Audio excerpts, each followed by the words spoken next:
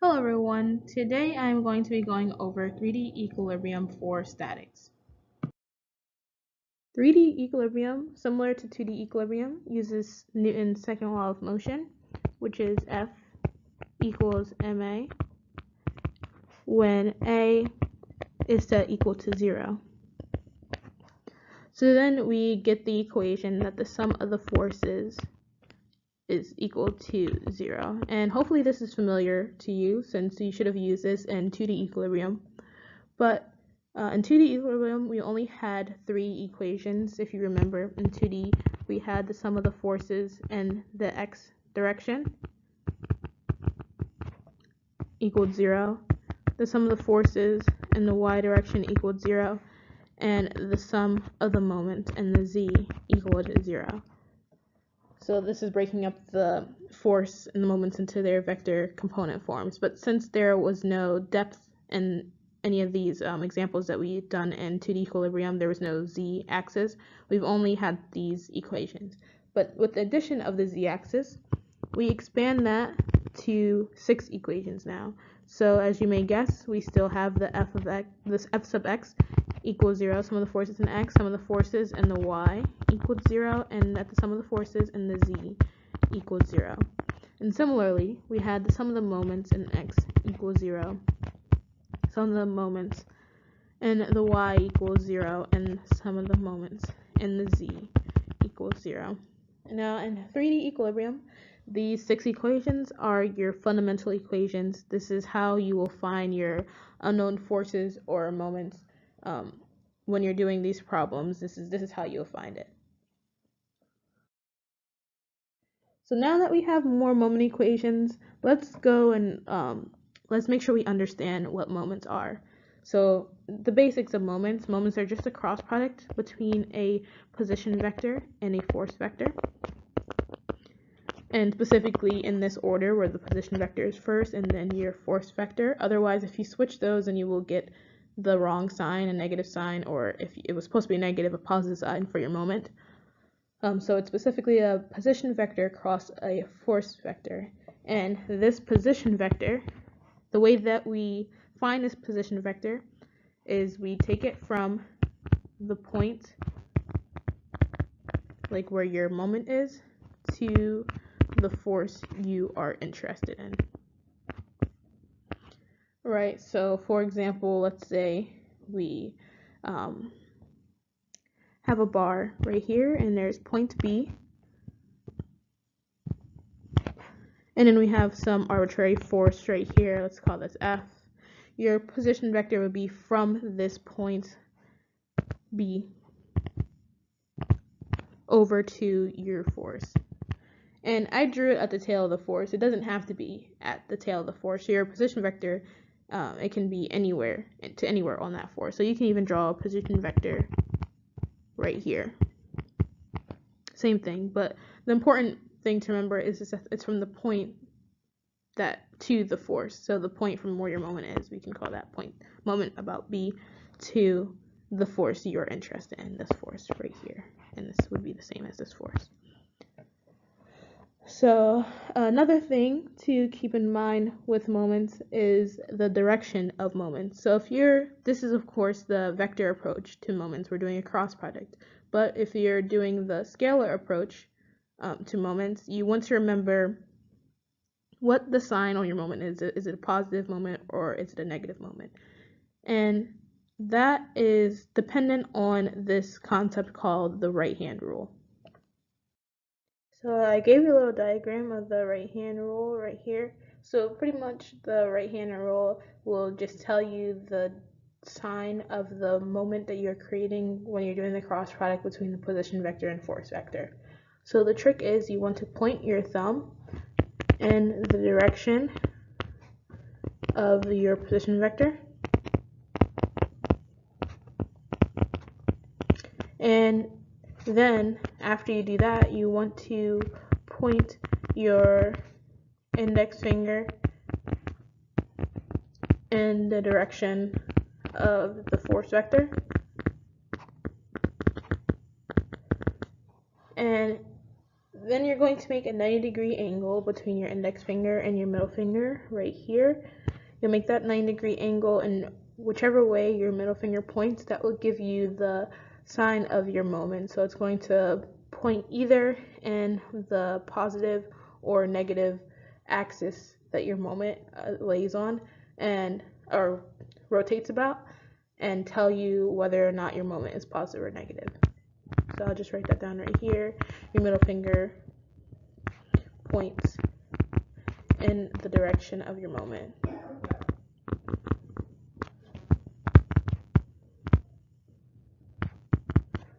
Right, so this is just the gist of the right hand rule, and this will be particularly useful, especially for the scalar approach to doing the 3D equilibrium, because when you're doing a scalar approach, one of the hardest things is realizing that the sign of your moment does not depend on the sign of your position vector or your force vector, and actually depends on whether or not they're creating a counterclockwise or a clockwise rotation about the axis that you're interested in.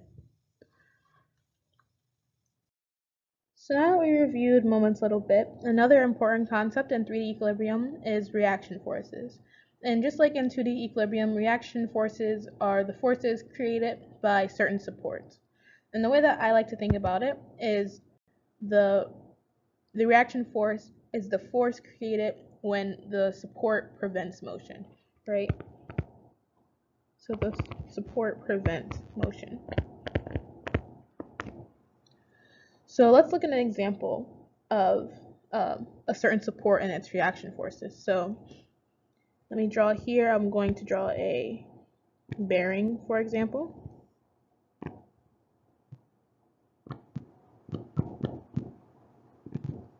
I'll color this in so it doesn't look like it's just going. So there's the member right there. Here's the other side of the bearing.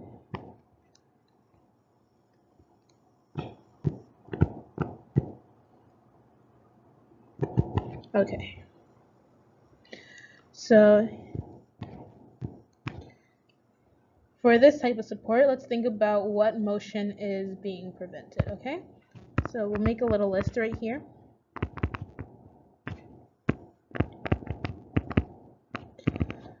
And I'll make my coordinate system. Let's call this X, Y, and let's say this is Z right here. So if we were to push this member in the X direction, and let's say we cannot also push the bearing, let's say I don't have enough strength to push this bearing out of the way. If I were to push this member in the X direction, would it be able to move?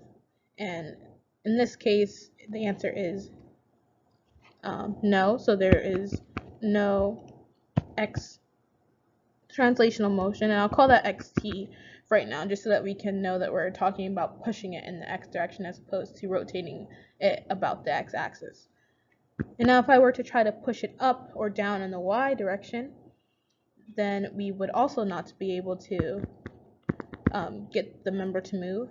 But in the Z direction, if this bearing, if this is frictionless inside and it's not very tight on the bearing, the hole's it's not very tight on the member, then we would be able to slide it in the Z direction. Now looking at rotation, we would not be able to rotate it about the X axis, so I'm going to call that, oh sorry, I meant to put R, X sub R to show that that's rotational. And if we were trying to rotate it about the Y-axis, similarly, we would not be able to rotate about the Y-axis, but in the Z direction, we would be able to rotate that in the Z direction. So that would not be prevented. So now what you would do is you would replace, when you would separate this member from the bearing,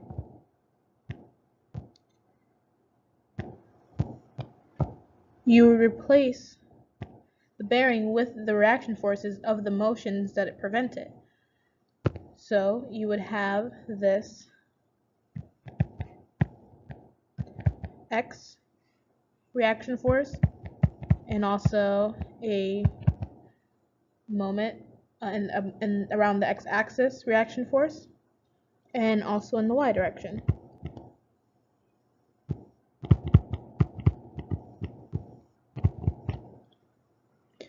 Now, the reason I chose a bearing for this example is because there's actually a couple of different types of bearings.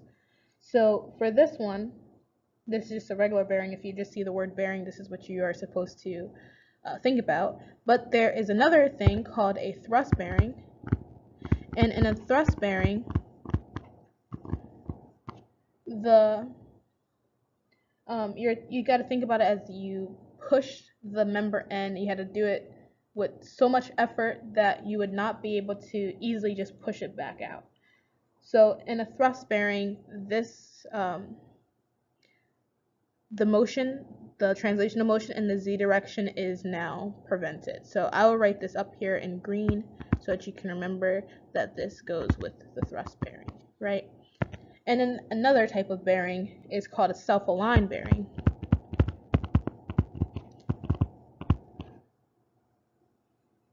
Self-aligned. And in this type of bearing, oh, sorry, I spelled self-aligned wrong.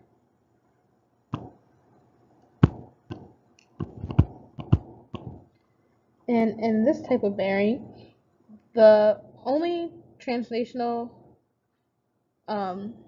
the only motion that's prevented is translational moment. So you're able to rotate this about both the x and the z axis, and this is a little bit weird and when you think about it, because how can you not push it in either of those directions but you can still rotate it? Well, the idea is that there's a little space in between the member and the bearing that you're still able to slightly rotate it about the x and z axis just a little bit. So those are not prevented motions. So in a self-aligned bearing, you do not, it's T, you do not have these reactions right there. And you also do not have this.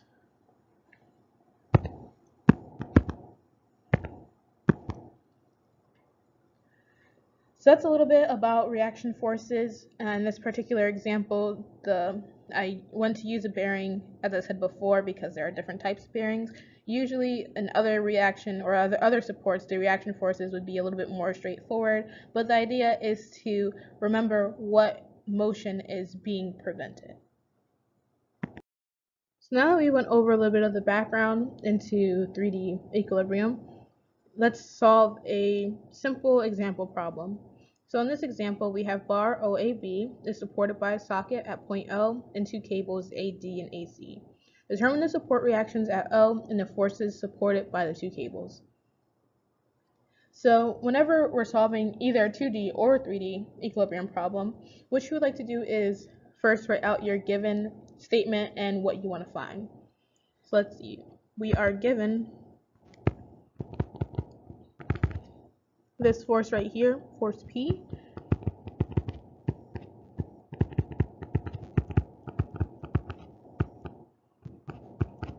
and we are given the dimensions of the system. And what we want to find are the support reactions and the tensions in the cable AD and the tension in AC. Okay, so the next step is, after we write our given and find statements, is to draw a free body diagram. So when you draw a free body diagram, you want to separate everything in the system that is not the member that you are looking at. So for example, we are going to separate this member right here, member AOB, from the socket, and we are going to make an imaginary cut along these cables to separate them from the member, and then we can solve for the tension and the reaction forces after that. So right here I have the free body diagram of the system, and as I said before, we took a cut right here and replaced the cables with tensile forces right here and right here. Sorry, this is TAC right here. And when we removed the socket, we thought about the motion that was prevented, and in this case for a socket, the only motion that's prevented is translational motion. So I replaced the socket with OX, OY, and OZ. So now that we have our free body diagram, we can start looking at solving for the unknowns that we have. So the first approach that I'll show you is called the scalar approach. And the reason why it's called the scalar approach is because our means of solving it involves the actual components of your sum of forces, sum of moments equation rather than the vector components of the equations. So the first thing we need to do is this should have an arrow, by the way, over top. The first thing that we need to do is figure out what TAC and TAD are. And the way that we do that is we say that TAD, for example, is the magnitude, or the magnitude of TAD times the unit vector in the direction of AD. So, as you probably have learned before, the unit vector AD is just the position vector AD over its own magnitude. So now let's go solve for that. So RAD, that is going to be point D minus point A, which is going to be, let's see, negative 1.1 I hat minus 1.6 J hat, and then plus 0.8 K hat. And then we have unit vector AD is going to be the 1.1 I hat minus 1.6 J hat plus 0.8 K hat over the square root of all that squared, which will be the square root of 4.41. And then we'll just do the same thing with AC. RAC equals, let's see, where's point C? 1.6 I hat and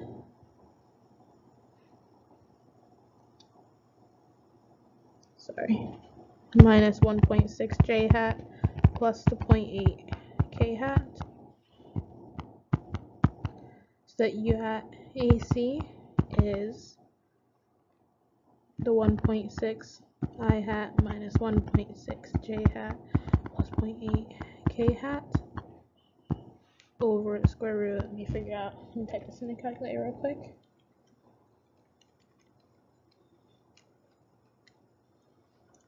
Of 5.76.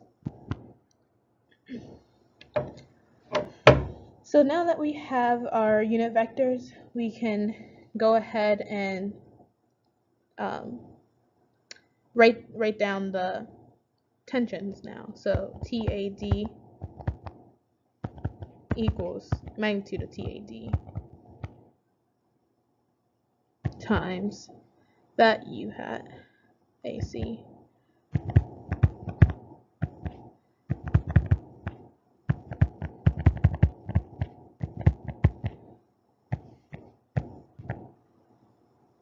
Oh, sorry, I'm doing AC right now. AC,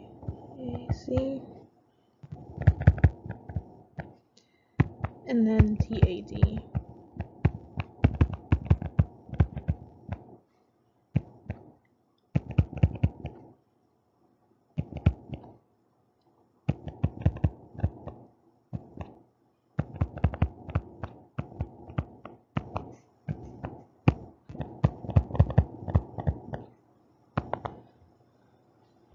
All right.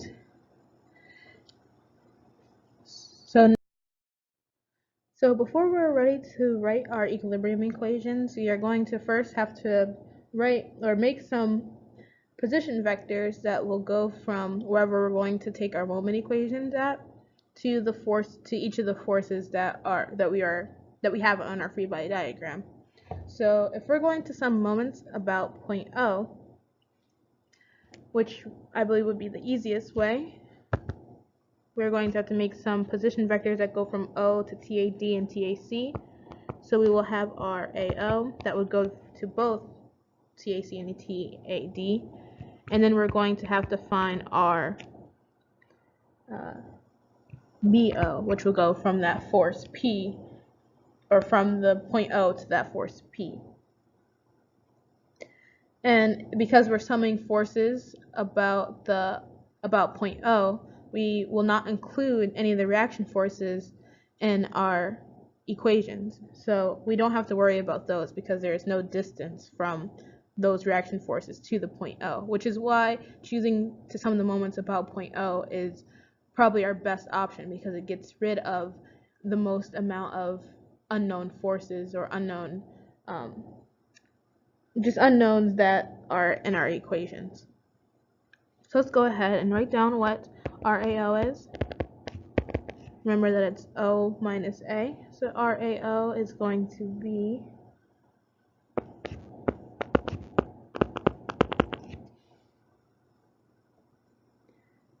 we'll have, since O is at the origin, it's pretty much just the negative of point A.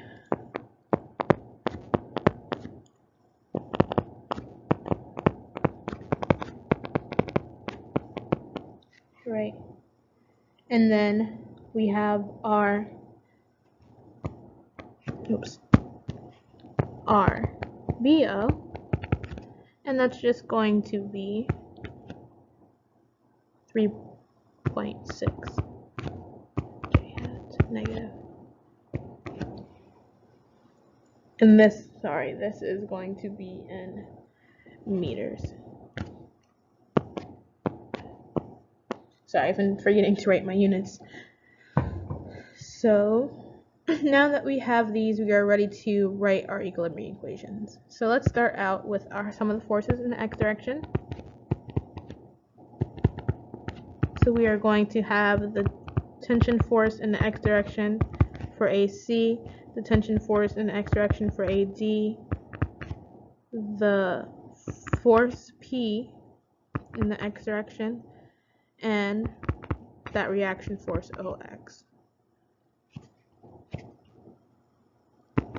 So based on the last slide, TAC in the x direction was 1.6 over square root of 5.76 TAC minus 1.1 over square root of 4.41 TAD plus 5 for the force P, and then plus OX. So our unknowns are TAC, TAD, and OX.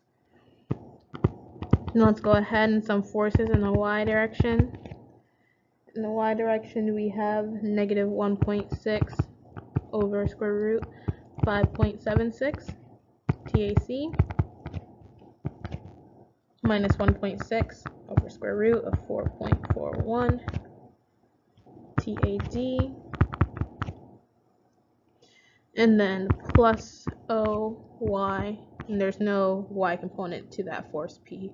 And by the way, since I drew my free body diagram, all the reaction forces going in the positive direction. If I do get a negative number for these reaction forces, that just means that I drew my signs wrong. So it's perfectly okay to choose whatever you want.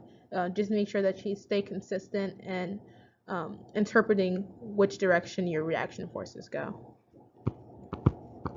So now we are ready to do sum of the forces in a Z. So now it's going to be 0.8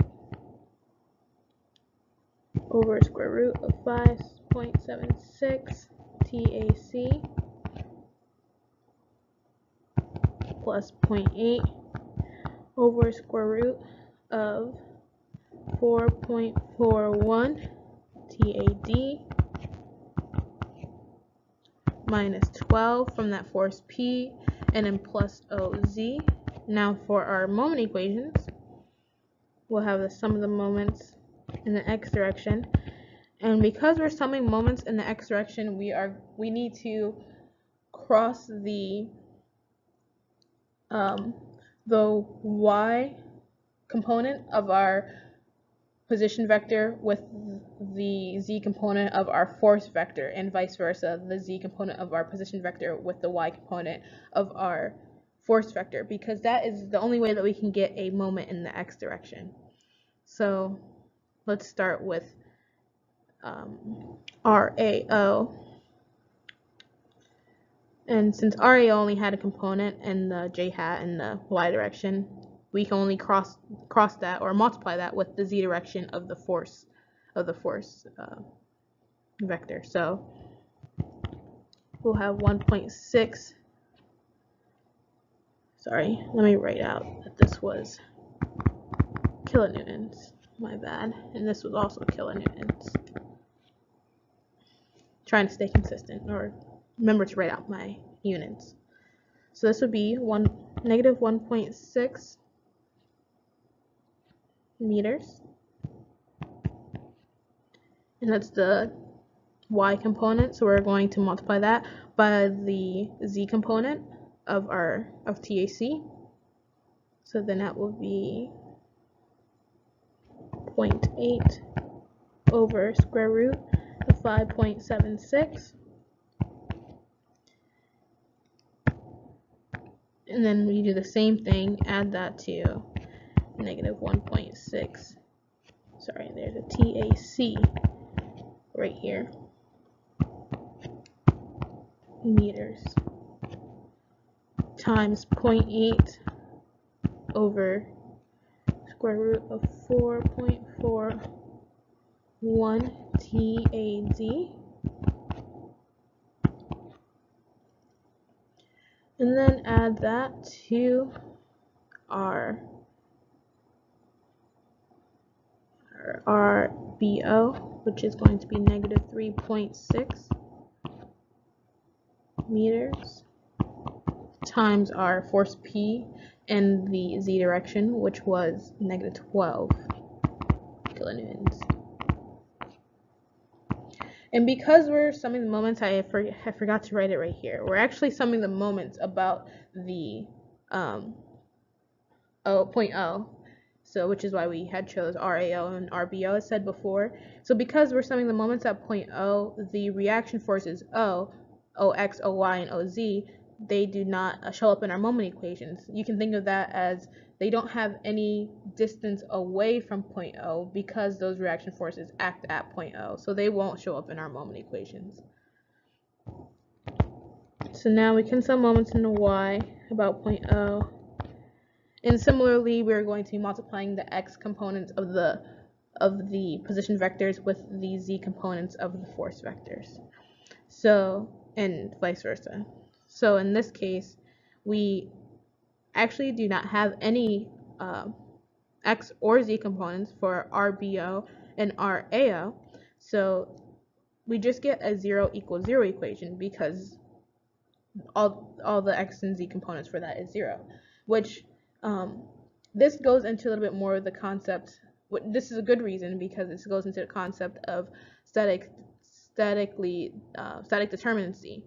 Since we don't have that equation, and so we only have 5 equations, it's good because we only have 5 unknowns. We don't have too many equations for the amount of unknowns that we have. So we get that the MY equation gives you a 0 equals 0 situation right here. And then last but not least, we have our MZO equals 0, and now we will be multiplying the Y component of the position vector with the X component of our force vectors. So negative 1.6 meters times our X component, which is 1.6 over square root of 5.76 TAC plus negative 1.6 meters times negative 1.1 over 4.41 TAD, and then lastly negative 3.6 meters times 5 kilonewtons. And then now we have 5 unknowns, our OX, OY, an OZ, and our TAC and TAD, and we have 5 equations that include all of those. So because of that, we are able to solve for the unknowns of the equations, and I will spare you the algebra. It's pretty lengthy algebra, but I will give you the answers. So if you were to work out all of the math, the answer that you would get is you would have OX equals 6.25 kilonewtons, OY equals 54 kilonewtons, OZ equals negative 15 kilonewtons, TAC equals 23 kilonewtons, and TAD equals 50.75 kilonewtons. And just some points, you could have also done the sum of the moment equations about point A, which would eliminate your TAC and TAD from your moment equations, which would be another good option to consider, because then you would only have to worry about your reaction forces and the force P. Either one works. And another thing to consider is your tensile forces. They are always going to be positive, because you cannot have for cables at least, because you cannot have a cable in compression. It will just sink in. So if you are ever working with a cable and you happen to get a negative number in front of your if you get a negative number for your tensions, then you should go back and do the problem, because there might have been a mistake made in order to make that a negative number. So now we are going to be looking at the vector approach. And the vector approach isn't too bad either. The vector approach is probably my preferred approach, especially in a problem like this, since the numbers are pretty easy to work with. We can go back to, we can use what we have already said for our scalar approach. We already have determined, this is our free body diagram, we've already determined that TAC was TAC times 1.6. I'm gonna just write down the square root, the solved square root, so that's over 2.4, and then minus 1.6 over 2.4. This is I hat, J hat, plus 0.8 over 2.4, K hat newtons, and that TAD was TAD times negative 1.1 over 2.1 I hat minus 1.6 over 2.1 J hat plus 0.8 over 2.1 K hat. This is actually kilonewtons. We have our RAO, which was negative 1.6 J hat, and our RBO, which was negative 3.6 J hat. And just for reference, P is supposed to be P, was 5 I hat minus 12 K hat kilonewtons. And now the only thing with the vector approach is that you're working with 2 equations, just the sum of the forces equals 0 and the sum of the moments equals 0. And really it's like doing the scalar approach all in one. So if we go ahead and write that down, our sum, didn't mean to do white. Our sum of the forces equals 0. And now you want to make sure that you are staying, you're making sure to write down your I hat so that you don't accidentally cancel out numbers that should not be canceled out. So our sum of the forces are 1.6 over 2.4 T A C I hat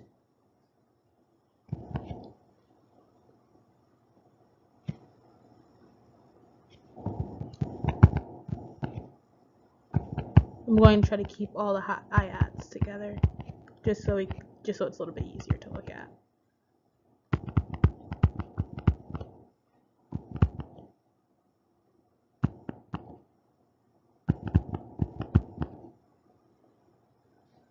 And then the J hats.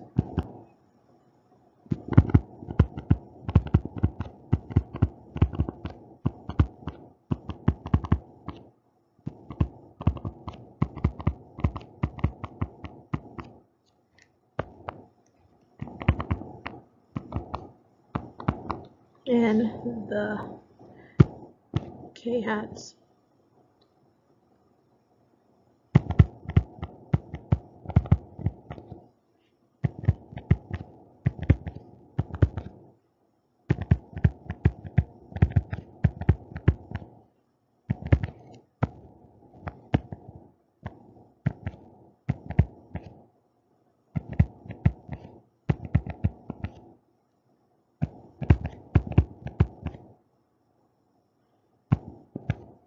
So this should be a vector. There's your equation for the sum of the forces, and then you will have a similar equation for your sum of the moments. And we'll sum it about O again. And so then you just have your